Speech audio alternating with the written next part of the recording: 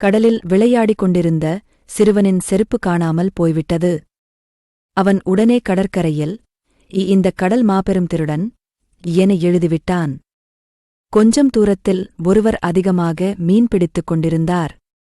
அவர் நினைத்ததை விடவும் அதிகமாக மீன்கள் வலையில் சிக்கின.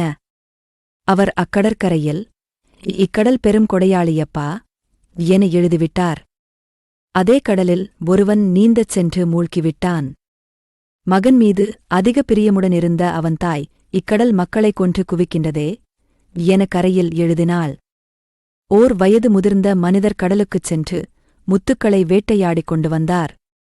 அவர் மிக்க மகிழ்ச்சியோடு அக்கரையில் இந்தக் கடல் ஒன்றே போதும், நான் ஆயுள் முழுக்க மகிழ்ச்சியோடு இருக்கலாம் என எழுதினார்.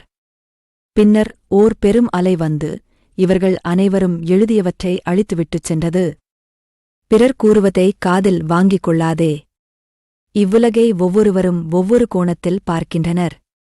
உன் நட்பும் சகோதரத்துவமும் நிலைக்க வேண்டுமானால் நீ பிறரின் தவறுகளை உன் மனதிலிருந்து அழித்துவிடு.